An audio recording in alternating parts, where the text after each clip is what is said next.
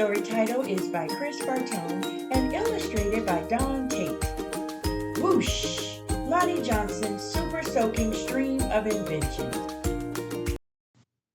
Every day brought a challenge for young Lonnie Johnson, the challenge of finding space for his stuff. 6 Johnson kids were squeezed into their parents' small house in Mobile, Alabama. Lonnie would have loved a workshop of his own, but there just wasn't room.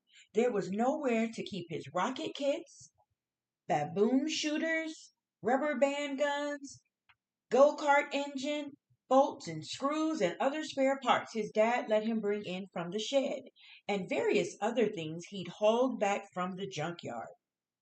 Lonnie loved building and creating. Ideas for inventions just kept on flowing.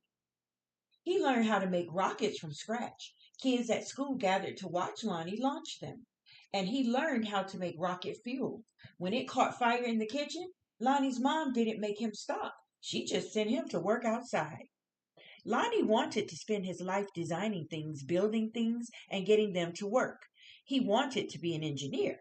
However, Lonnie took an exam that said he would not make a very good one. His dream had been challenged. Lonnie was discouraged, but he knew that whoever had graded his test had met Linux. Inspired by a TV show, Lonnie had built his own robot. He made it out of scrap metal and named it Linux.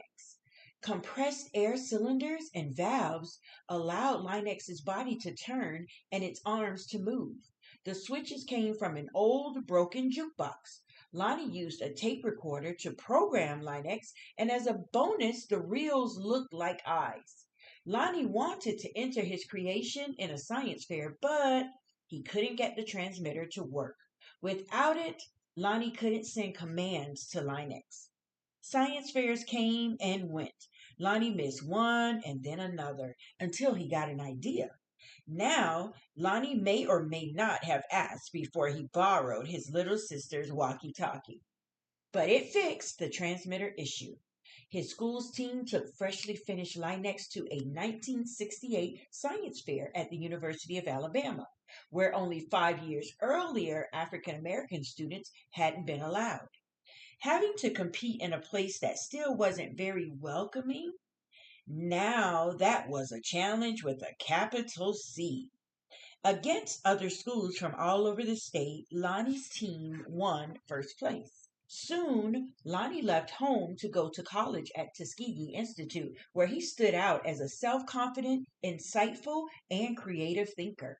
He stood out as a student who asked the right questions, precisely defined problems, and formulated solutions.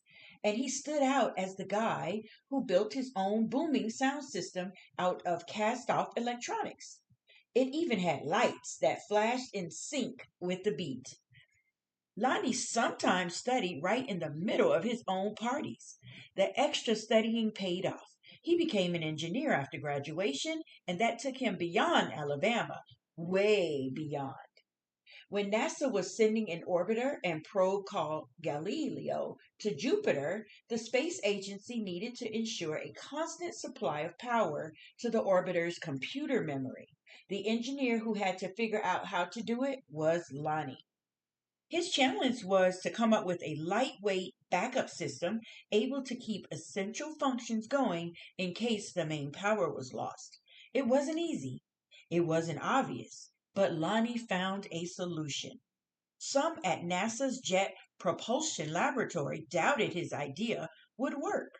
Lonnie convinced them that it would, and he was right. As it photographed Jupiter and its moons, Galileo was supported by the power package that Lonnie designed. Much of what we know about Jupiter could have been at risk in a power failure if not for Lonnie. Ideas for other problems to solve just kept on flowing. They flowed whether Lonnie was working with hundreds of people at NASA or up late tinkering with his own inventions. And finally, his own workshop.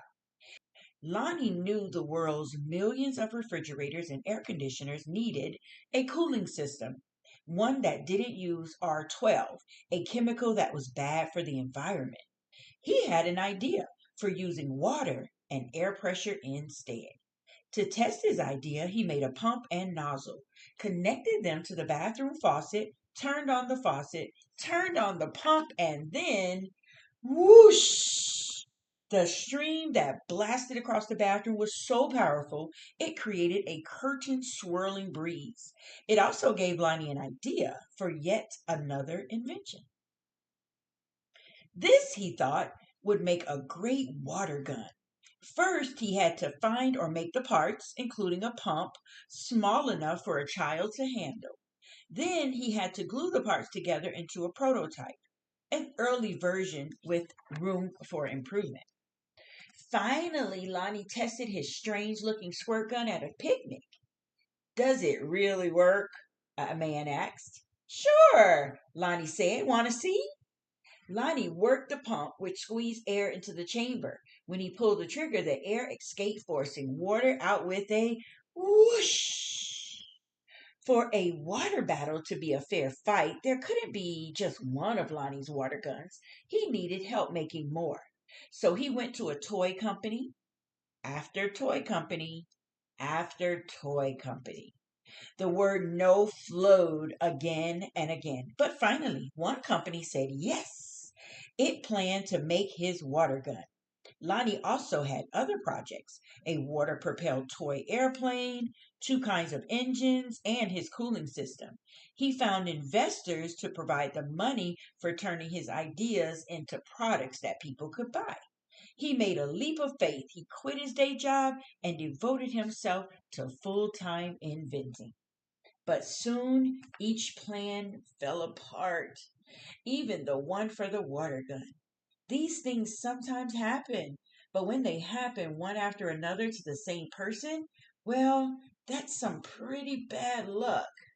Lonnie didn't have a job. He didn't have the money he'd been counting on. He and his family had to move out of their home and into a little apartment. He was angry and scared. But Lonnie had dealt with challenges all his life. He knew a lot about solving problems, and he still believed in his inventions, especially his water gun. Lonnie went looking for another toy company.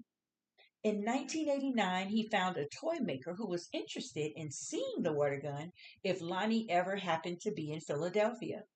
But don't make a special trip, the guy said. Lonnie made a special trip. In his wife's suitcase, he carried a new prototype. He unpacked it, filled the tank with water, pumped the gun until the air pressure was good and high. And whoosh!